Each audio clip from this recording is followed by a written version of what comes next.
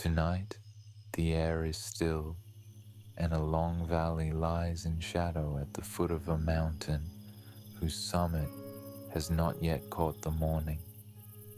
Close your eyes. Breathe slowly. We are going to read you an old poem, the opening of Dante's Divine Comedy, in a soft voice for as long as you need. You do not need to follow the journey. You do not need to remember the names. You only need to rest. This is the first part. It begins in a dark wood where a man has lost his way. A guide will come for him, sent from a place he cannot yet see.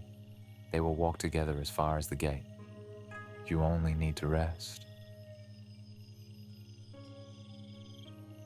Canto I. The Dark Wood. Midway upon the journey of our life, I found myself within a forest dark, for the straightforward pathway had been lost. Midway upon the journey of our life, within a forest dark, the straightforward pathway lost. Midway, the middle of the way, not at the beginning, when one is bright and full of plans, not at the end, when one is settled and slow, but in the middle, where it is easiest to lose the road and not notice for a long time that the road has been lost. Ah me, how hard a thing it is to say what was this forest savage, rough and stern, which in the very thought renews the fear. So bitter is it that death is little more. But of the good to treat, which there I found, I will speak of the other things I saw there. The forest, savage. The forest, rough. The forest, stern. 3 quiet words, said one after another. The forest, dark around me on every side. I cannot well repeat how there I entered, so full was I of slumber at the moment in which I had abandoned the true way, so full of slumber, so gently, so gradually, that I did not feel myself wandering until I was already lost.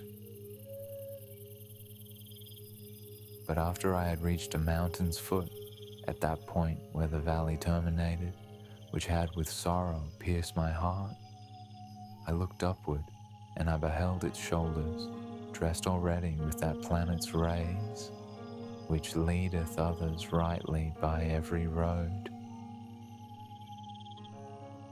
Then was the fear a little quieted that in my heart's lake had endured throughout the night which I had passed so piteously. A little quieted, the lake of the heart growing still. And as he, who with weary breath comes forth from the sea upon the shore and turns to the perilous water and gazes, so did my soul, that still was fleeing onward, turn itself back to look once more upon the past, which never yet a living person left.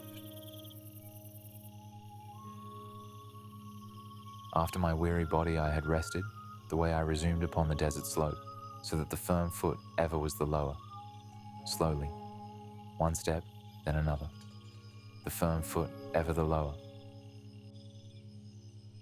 And lo, almost where the ascent began, a panther, light and swift exceedingly, which with a spotted skin was covered all over.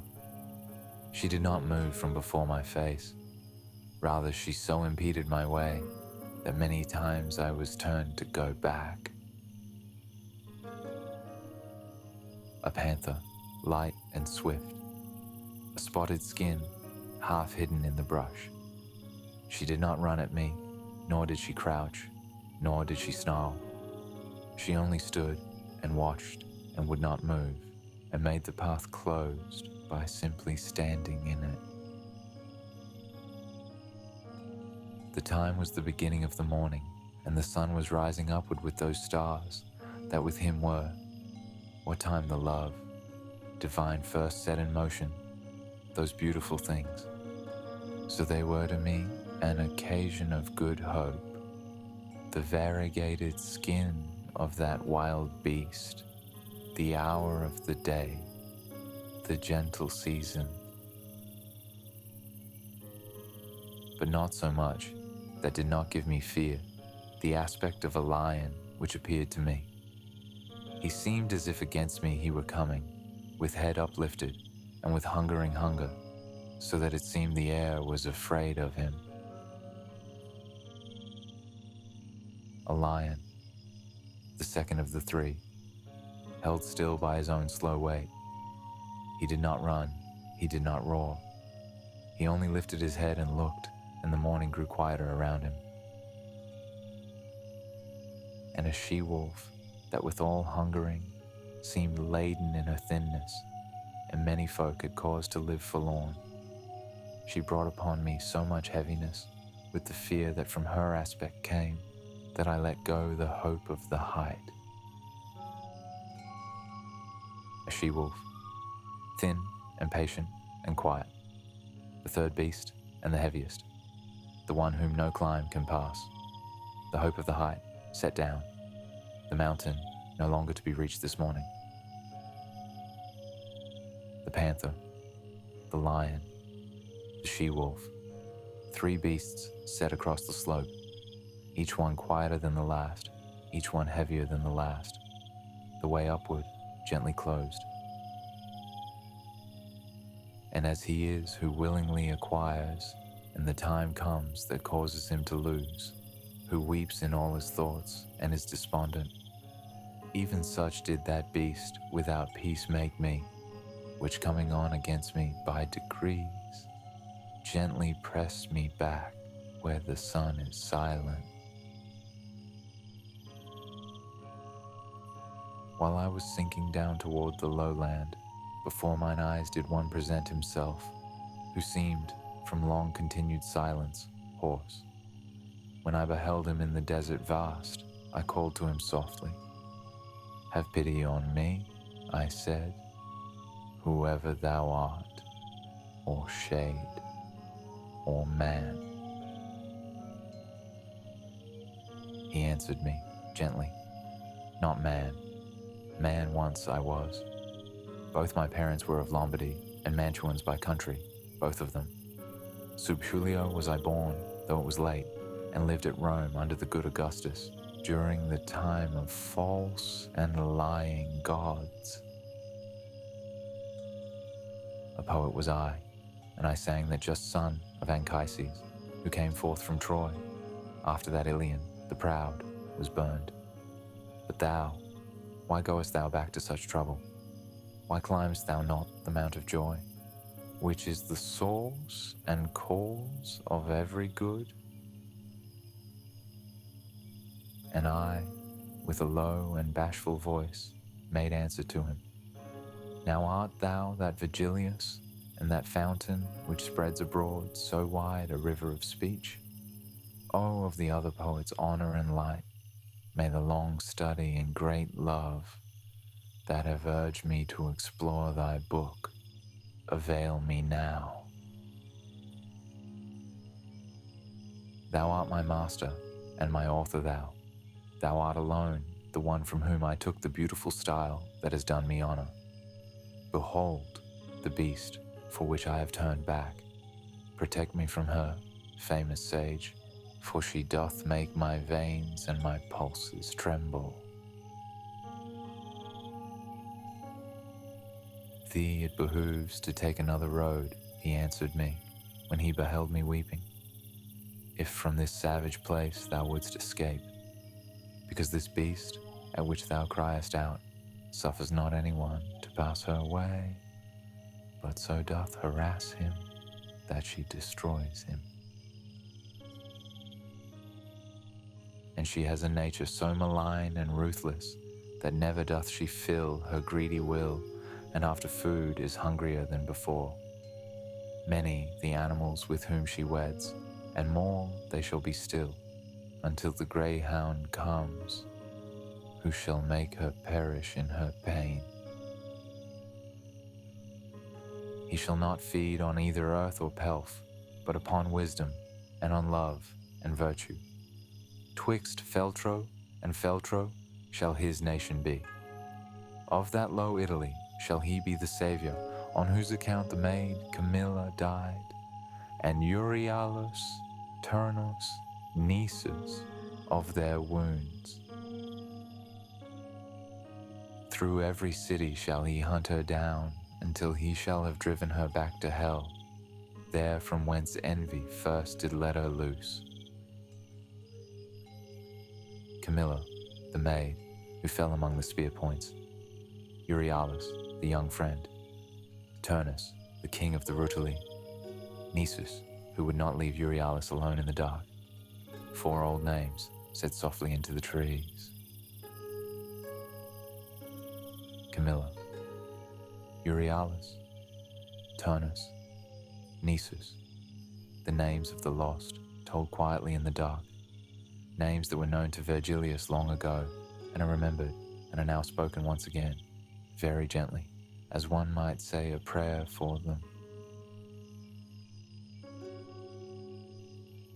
Therefore I think, and judge it for thy best, thou follow me, and I will be thy guide, and lead thee hence through the eternal place, where thou shalt hear the desperate lamentations, shalt see the ancient spirits sorrowful, who cry out each one for the second death.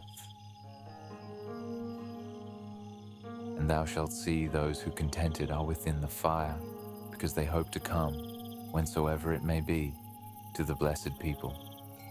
To whom then, if thou wishest to ascend, a soul shall be for that than I, more worthy. With her, at my departure, I will leave thee.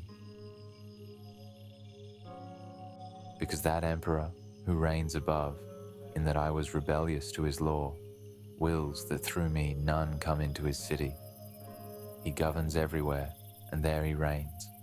There is his city, and his lofty throne. Happy he, whom thereto he elects.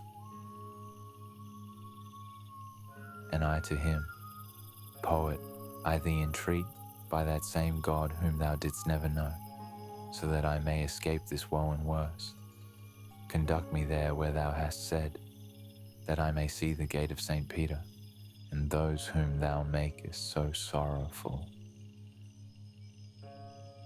Then he moved on, and I behind him followed. Then he moved on, and I behind him followed.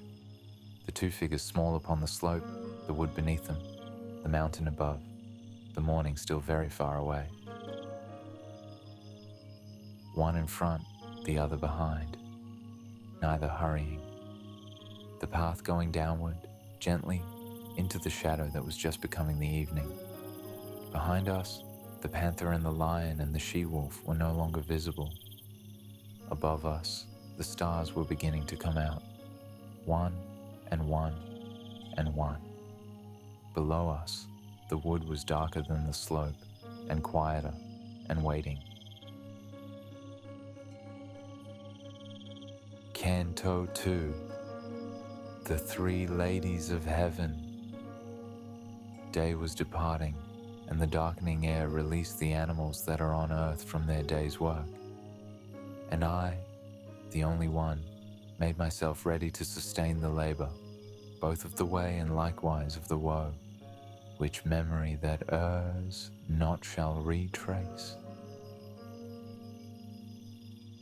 Day was departing. The animals of the world were going home. The shepherds were calling the sheep down from the hill. The fishermen were drawing in their boats along the shore. The birds were folding their wings into the dark cypresses. Everything that lived in the world was settling into its evening, and only I, the one who stood between Virgilius and the slope, was making ready to go on. O muses, O high genius, now assist me. O memory that didst write down what I saw, here thy nobility shall be made manifest. And I began, Poet, who guidest me, regard my courage, if it be sufficient, before to the high and arduous pass thou dost confide me. Thou sayest that the parent of Silvius, while yet alive in the body, unto the eternal world went, and was there in the flesh. But if the adversary of all evil was courteous to him, thinking of the high effect that would issue from him, and who he was, to men of understanding it does not seem unfit, for he was of great Rome and of her empire, in the highest heaven as the Father chosen. Both this empire and this Rome, when one would speak the truth, were established as the holy place, wherein sits the successor of the greatest Peter. Upon this journey, of which thou hast told, he learned things which were the cause both of his victory and of the papal mantle. Thither went afterwards the chosen vessel, to bring back from there comfort unto that faith which is the beginning of the way of salvation. But I, why should I come there, or who concedes it? I am not Aeneas, I am not Paul. Neither I nor others think me worthy of it. Therefore, if I yield myself to come, I fear my coming may be foolish. Thou art wise, and knowest better than I can speak. I am not Aeneas. I am not Paul. I am only myself, here on this dark hillside after a long day. Two great names from the books of others, and one small name belonging only to me, set into the dusk, and the dusk receives all three of them in the same way, gently, without distinction.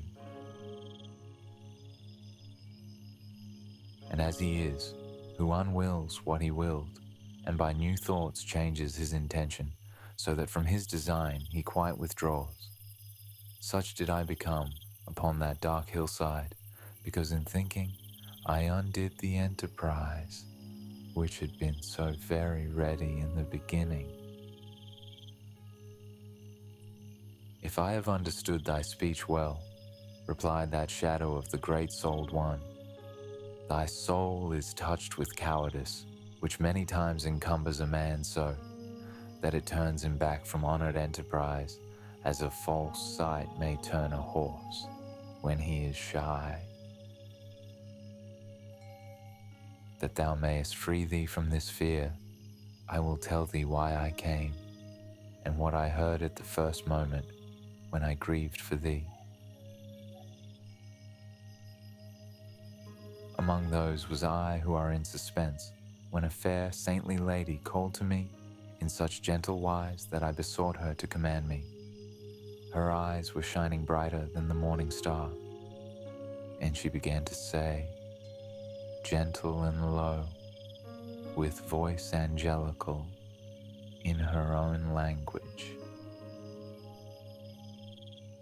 O spirit courteous of Mantua, of whom the fame still in the world endures, and shall endure, long-lasting as the world, a friend of mine, and not the friend of fortune, upon the desert slope is so impeded upon his way that he has turned back through fear. And he may, I fear, already be so lost that I too late have risen to his help from that which I have heard of him in heaven. Bestir thee now, and with thy speech ornate, and with whatever else may be needful for his deliverance, assist him so that I may be consoled. Beatrice am I, who do bid thee go. I come from there, where I would gladly return. Love moved me, which compelleth me to speak. Beatrice, the name set down softly between two strangers in the dim place, like a single coin laid upon a table. A name that the speaker has carried with her for a long time, and now hands across in trust, to be carried a little further. When I shall be in the presence of my Lord, full often will I praise thee unto him. Then she paused, and thereafter I began. O Lady of Virtue, thou alone through whom the human race exceeds all that is contained within the heaven that has the smaller circles. So welcome to me is thy commandment, that to obey it, were it already done, would yet be late. No further need is there for thee to open thy wish to me. But the cause, tell me, why thou dost not shun the descent here into this centre from the vast place to which thou burnest to return. Since thou wouldst know so inwardly, briefly will I relate to thee, she answered me, why I am not afraid to enter here.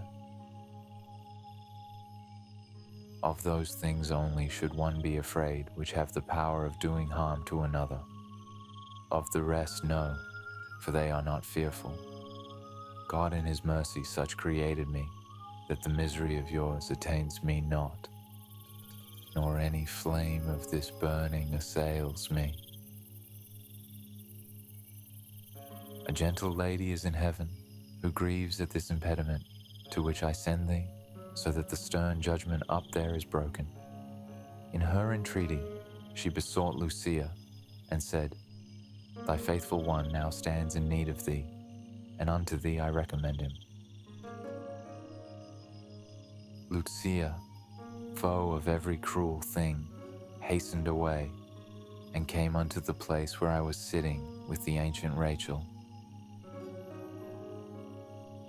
Beatrice, said she, the true praise of God, why succourest thou not him who loved thee so, that for thee he came forth from the common crowd? Dost thou not hear the pity of his lament? Dost thou not see the death that fights against him beside that flood, where ocean has no power? Never were persons in the world so swift to work their own good and to escape their woe, as I, after such words as these were spoken, came hither downward from my blessed seat, trusting in thy noble speech, which honours thee and those who have listened to it. After she thus had spoken unto me, weeping, her shining eyes she turned away. Thereby she made me swifter in my coming, and unto thee I came as she desired. I have delivered thee from that wild beast, which barred the beautiful mountain's short ascent. What is it then? Why dost thou delay? Why is such timidness bedded in thy heart? Why hast thou not daring and good cheer, seeing that 3 such ladies blessed are caring for thee in the court of heaven, and so much good my speech doth promise thee? 3 such ladies: Mary, who sees and grieves; Lucia, who hastens; Beatrice, who comes down and goes again. 3 such ladies watching in the high places. 3 ladies and 1 ancient one beside them. Rachel of the old gardens, sitting in the long quiet where Beatrice was found. The 4 of them in the upper places, and the 2 of us in the lower. The whole great chain of help set out 1 link at a time. Mary saw and grieved and spoke. Lucia heard and hastened and went. Beatrice rose from her seat and came down and called. Virgilius left the place where he was waiting and came up the slope and found me. Each link gentle, each link in its proper order, each one done before the next began. Even as the little flowers by the chill of the night bowed down and closed, when the sun whitens them, lift themselves all open on their stems, such did I become with my exhausted strength, and such good courage to my heart there came, that I began like a person without fear. O she, compassionate, who succoured me, and courteous thou, who hast obeyed so soon the words of truth which she addressed to thee. Thou hast my heart so with desire disposed to the journey by these words of thine, that to my first intent I have returned. Now go, for one sole will is in us both, thou leader, and thou Lord, and Master thou. Thus said I to him, and when he had moved, I entered upon the deep and savage way. The deep way, the savage way, the way that goes down before it goes up, the way that has been waiting all this while, very patiently, for the small willingness of the one who must walk it. Now the willingness has come. Now the way may be entered. The deep way, the savage way, two figures, very small, moving slowly downward across the dusk. Behind them the mountain, above them the first stars, before them a great dark gate, not yet visible but very near. Canto III, the gate of hell and the indifferent. Through me the way is to the city of sorrow. Through me the way is to eternal sorrow. Through me the way among the people lost. Through me, through me, through me. 3 lines, the same beginning, said by the gate itself, in a voice older than any voice we have heard so far. The gate is speaking. The gate is letting us know what it is. Justice incited my high maker. The divine omnipotence created me, the highest wisdom and the primal love. Before me, there were no created things, only eternal, and I eternal last. All hope abandon, ye who enter in. These words, in dark color, I beheld written upon the summit of a gate, and I said, Master, their meaning is hard to me. Dark color, stone-colored letters cut into stone, old words set there long ago and read by no one for a long time, set there once and read once, and now waiting only to be read again. And he, as one experienced, answered me, here all suspicion needs must be abandoned, all cowardice must here be set aside. We to the place have come, where I have told thee thou shalt behold the people sorrowful, who have given up the good of the understanding. And after he had laid his hand upon mine, with a glad face, whence I was comforted, he led me in among the secret things. Their sighs, complaints, and long low cries resounded through the air without a star, whence I, at the beginning, wept thereat. Languages diverse, sounds difficult to bear, accents of anger, words of pain, and voices high and low, with sound of hands, made up a tumult that goes whirling on, forever in that air, forever black, even as the sand does when the whirlwind breathes. And I, who had my head bound round with horror, said, Master, what is this which now I hear? What folk is this, which seems by pain so overcome? And he to me, this sad way is held by the melancholy souls of those who lived without infamy or praise. Mingled are they with that wretched company of angels, who were not rebellious, nor were faithful to God, but were for themselves alone. The heavens expel them, not to be less fair, nor doth the deeper abyss receive them, for the damned would have from them no glory. And I again, O Master, what so heavy is to these, that maketh them lament so much? He answered, I will tell thee very briefly. These have no longer any hope of death, and this blind life of theirs is so debased that they are envious of every other fate. No fame of them the world permits to be. Mercy and justice both disdain them. Let us not speak of them. Look and pass. And I, who looked again, beheld a banner which, whirling round, ran on so rapidly that of all pause it seemed impatient. And after it, there came so long a train of people that I never would have believed that ever death so many had undone. When some among them I had recognized, I looked and I beheld the shadow of him who made, through cowardice, the great refusal. Forthwith I understood and was certain that this was the company of the wretched, hateful to God and to his enemies.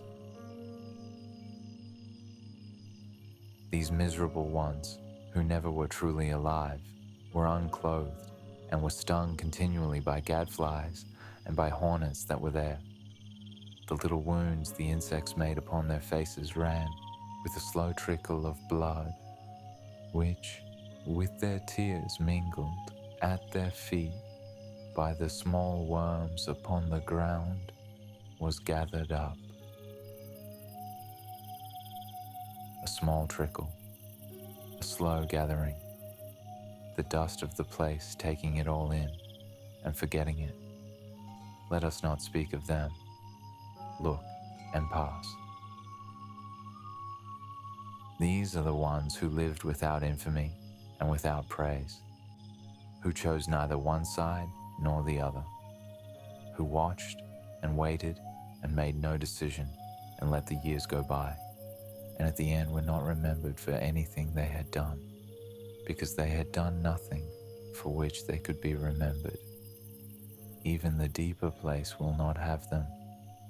Even sorrow does not want them. They run after a banner that has no name, and the banner runs ahead and never stops and never lets them rest.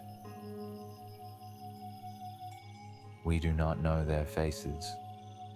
We do not need to. Let us not speak of them. Look and pass. And when to gazing farther I betook me, people I saw upon a great river's bank, whence I said, Master, vouchsafe to me to know who these are, and what custom makes them appear so ready to pass over, as I discern across the dim light. And he to me, These things shall all be known to thee, as soon as we shall stay our footsteps upon the dismal shore of Charon. Then, with mine eyes ashamed and downward cast, fearing my words might trouble him, from speech I refrained until we reached the river. And lo, towards us coming in a boat, an old man, white with the hair of years, calling out, Woe unto you, ye souls departed! Hope nevermore to look upon the heavens. I come to lead you to the other shore, to the eternal shadows, in heat and frost. And thou, that yonder standest, living soul, withdraw thee from these people who are dead. But when he saw that I did not withdraw, he said, By other ways, by other ports, thou to the shore shalt come, not here, for passage. A lighter vessel needs must carry thee. And unto him my guide, Vex thee not, Charon, it is so willed there, where is power to do that which is willed. And question thou no further, Thereat were quieted the white-bearded cheeks of him, the ferryman of the dim shore, who round about his eyes had wheels of slow flame. The ferryman quieted, the white beard no longer trembling, the slow wheels of flame, very small in the dim light, like two coals of a fire long since gone down. An old man at his work, a long oar in his hand, a boat that he has rowed for longer than memory. But all those souls who weary were and bare, their colour changed and their teeth were heard as soon as they had heard those firm words. They cried out against God and against their birth and against the place, the time, the seed of their making and of their first day. Thereafter, all together they drew back, weeping bitterly, to the cursed shore, which waiteth every man who fears not God. Charon the demon, with the eyes of glowing coals, beckoning to them, gathers them all together. He guides them on with the long oar, those who would lag behind. As in the autumn time, the leaves fall off, first one and then another, till the branch unto the earth surrenders all its spoils. In a like wise the seed of Adam throws itself from that margin, one by one, at signals, as a bird unto its lure. So they depart across the dim wave, and before upon the other side they land. Again on this side a new crowd assembles, one by one, like the autumn leaves, first one and then another, the branch surrendering its spoils to the earth, quietly, in its own time, without resistance and without hurry. A leaf falls, the wind moves, another leaf falls, the branch grows lighter, the dark water of the river takes them all in and carries them away, and is patient and forgets nothing. My son, the gentle master said to me, all those who perish in the wrath of God here meet together out of every land, and ready are they to pass over the river, because the heavenly justice spurs them on, so that their fear is turned into desire. This way there never passes a good soul, and hence, if Charon doth complain of thee, well mayest thou know now what his speech imports. This being finished, all the dim plain trembled so violently that of that fear the memory bathes me still. The land of tears gave forth a long quiet wind and showed a vermilion light which overcame within me every sense. And as a man whom sleep hath seized, I fell. Fade out, and as a man whom sleep hath seized, I fell. As a man whom sleep hath seized, the eyelids closing of themselves, the body settling slowly where it stands. The vermilion light is fading now. The wind that came up out of the land of tears is dying along the river. The trembling earth has grown still, and the night, on this side of the water, is returning to itself. Above the dim plain, the sky is very dark. Far above, a few faint stars are visible. They have been there all along. Only now is the eye quiet enough to see them. The river runs slowly. The water is dark and smooth and almost without motion. Reeds at the bank lean a little in the wind that has not yet stopped. The reeds, the dark water, the slow current. Out upon the river, the boat is moving away. It is small now. It is smaller still. The long oar goes in and out of the water, very gently, very slowly. The lantern on the prow is no brighter than a single low star. A little farther, and the boat is no longer a shape, but only a soft point of light. A little farther, and the point of light is gone. Only the water is left, and the dark, and the quiet sound of the reeds. On the bank, the autumn leaves are falling, one, and then another, and then another. The branch above is patient.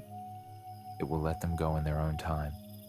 A leaf turns once in the air and lays itself down upon the dark water and is carried away and is not heard of again.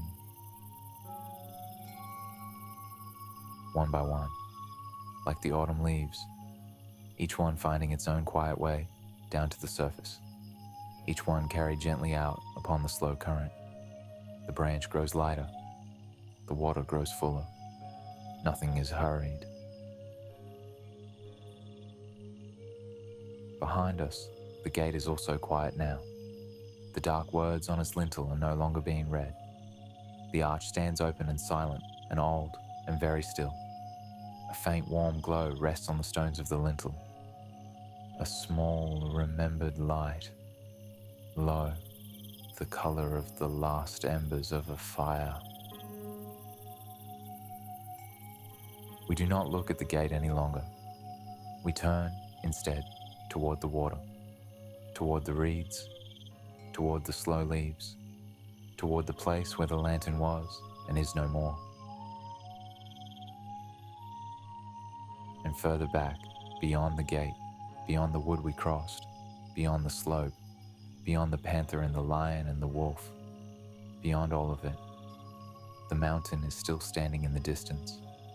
Its summit is still catching, very faintly, the first thin gold of an early light. The gold is patient too. It will be there in the morning. The mountain, the summit, the first light, all of it waiting, very quietly, very far away. And the three ladies in heaven, Mary, Lucia, Rachel, Beatrice, they too are waiting. They will not hurry us. They have already done their part. Their messages have been sent. Their messengers have arrived. Now there is only the rest of the journey, which can be long and slow and gentle. Mary, who sees and grieves quietly. Lucia, who hastens with kindness. Rachel, who sits in the old gardens. Beatrice, who comes down for love and goes again. 4 old names said softly into the dark. Said once more, then let go. The river is still here. The reeds are still here. The far bank is still very far away. No new boat has come. No call is heard from the water. The earth, once trembling, has grown firm and still beneath the foot. Somewhere beyond hearing, a leaf settles on the water. Somewhere beyond hearing, a small wind moves once and is gone. Somewhere beyond hearing, a star very gently sets behind the rim of the world. The eyes are heavy now. The breath is slow. The shoulders are unweighted. The dark is friendly and patient and kind. Nothing is required of you.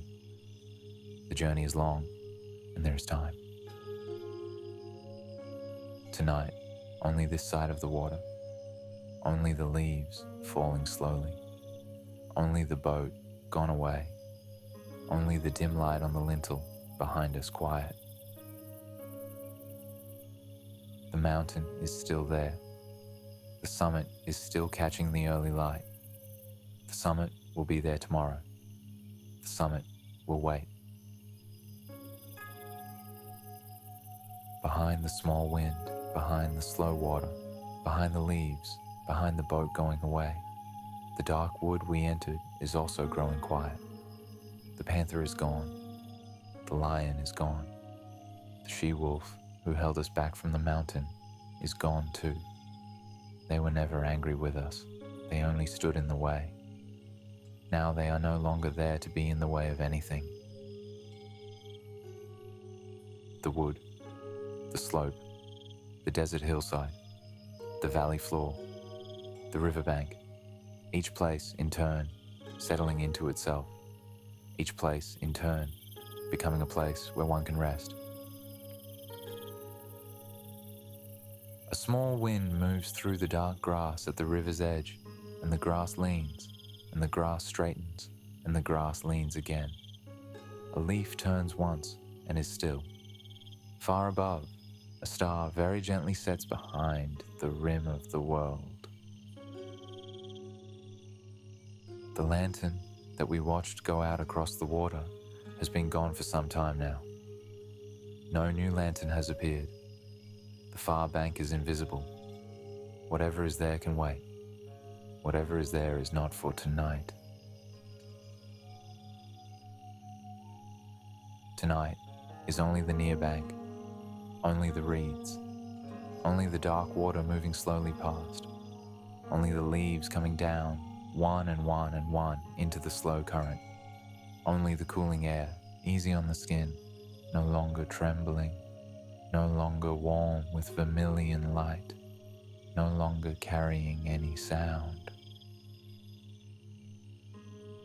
The river, the reeds, the slow leaves, the empty water where the boat went, the faint glow on the lintel behind us, the mountain very far away, holding the first light at its summit.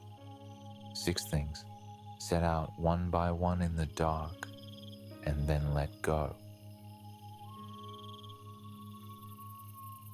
In the wood, far behind, the trees are returning to their old patience. A branch settles a little. A bird that does not call lifts its head once and lowers it again. The pine needles on the ground are quiet. The cypresses do not move at all. The wood is doing what it has always done when no one is in it. The wood is being only itself. The slope that we climbed and turned back from is empty now. The firm foot is no longer the lower. No foot is on the slope at all. The slope is only stone and grass and the slow loosening of small stones in the night air. The small, slow loosening that has been happening for centuries and will keep happening for centuries more. The mountain in the distance is unchanging. Its lower slopes are still in deep blue shadow. Its summit still holds the thin band of warm gold where the morning has begun, slowly, slowly, slowly. The morning is not in any hurry to come down into the valley. The morning will arrive when it arrives, not before, not after, when it arrives. The summit is patient. The first light is patient. The journey we have only just begun is patient. Everything that needs to happen will happen. Tonight, none of it needs to happen yet. Beatrice has gone back to her seat in the high places, where she would gladly return. Lucia has hastened back to wherever Lucia hastens. Mary, who first saw and first grieved, has turned again to the next thing she will see, and the next thing she will grieve. Rachel sits, as she has sat for a long time, in the old gardens, beside the old stories. Their faces are not turned toward us anymore. Their work for tonight is finished. Their work is finished, and ours is only just begun, and that is fine. The journey is long. The whole long road is ahead. Tonight, the road is not asked of us. Tonight, only the rest by the river. the river, the dark water, the reeds leaning a little and straightening and leaning a little, the autumn leaves falling in their own time, one by one, onto the slow current. No urgency in any of it. Nothing being asked. Nothing being demanded. Only the slow night, doing what slow nights do. The leaves keep falling. First one and then another. First one and then another. First one and then another. The branch grows lighter by very small amounts. The dark water grows fuller by very small amounts. The night grows longer by very small amounts. The body grows heavier by very small amounts. The eyelids close. The breath slows. The shoulders, which were holding something, set it down. Whatever we were holding can be set down now. The dark is friendly. The dark is patient. The dark is kind. Behind us, the dark wood remembers nothing of our passing through it. The trees are doing what they have always done. The undergrowth is closing back over the path that we took, slowly, by very small movements, until the path will no longer be visible at all, and only the wood will remain, as if no one had ever crossed it.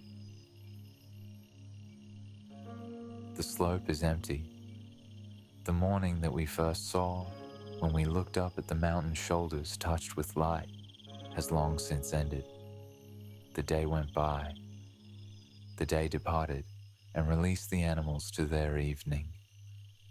Now even the evening has gone. Now there is only the night beside the river, and the slow leaves, and the rest.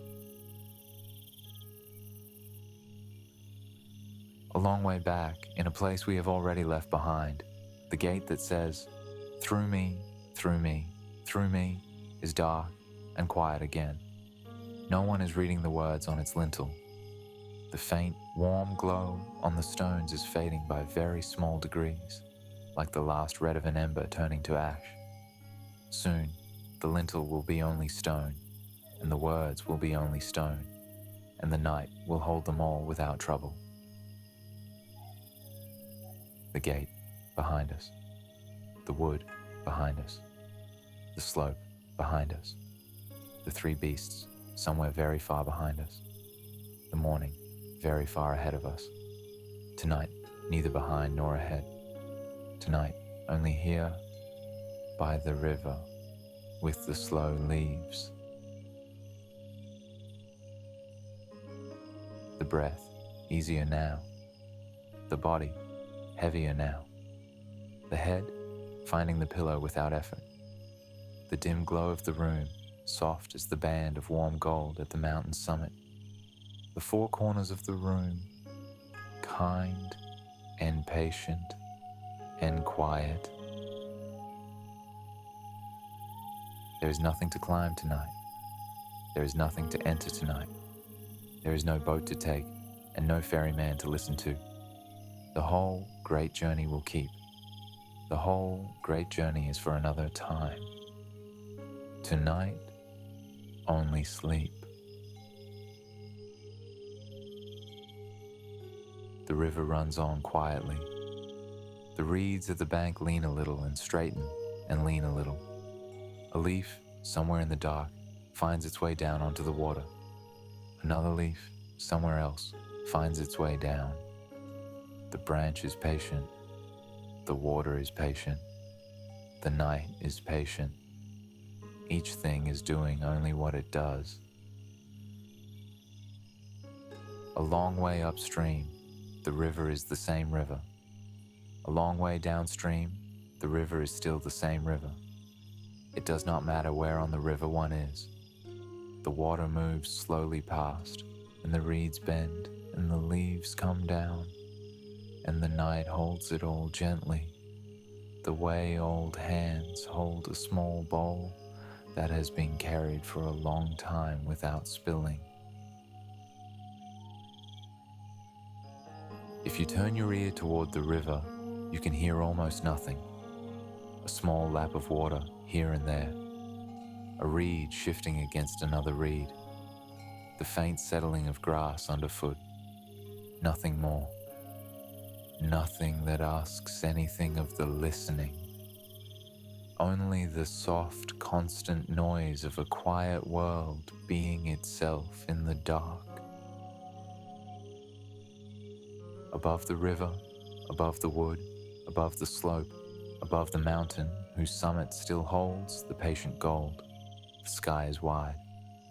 A few stars, then a few more, then a few more in their ancient order. They have been there since long before us. They will be there long after. They do not need us to be looking at them. It is enough that they are there. The eyelids are heavy now. The breath has slowed of its own accord. The body has settled into the place where it lies. Whatever you brought with you into this evening, you may set it down beside you. It will keep until morning. It does not need you tonight. Tonight, only this side of the water, only the leaves, only the breath, only the dark, quietly being kind. The journey is long, and there is time. The mountain is far, and there is time. The morning is patient, and there is time. Tonight, only this side of the water, only the slow leaves, only the easy breath, only the rest. A leaf settles on the water somewhere beyond hearing. A small wind moves once and is gone. A star very gently sets behind the rim of the world. The river runs on. The reeds lean and straighten. The mountain waits. The first light keeps its place at the summit. Nothing is hurried. The boat is gone. The lantern is gone. The trembling of the earth is gone. The vermilion light is gone. The wind out of the land of tears has died along the bank. Even the leaves are slower now. Even the river is quieter now. And as a man whom sleep hath seized, you fall. Slowly, gently, into sleep.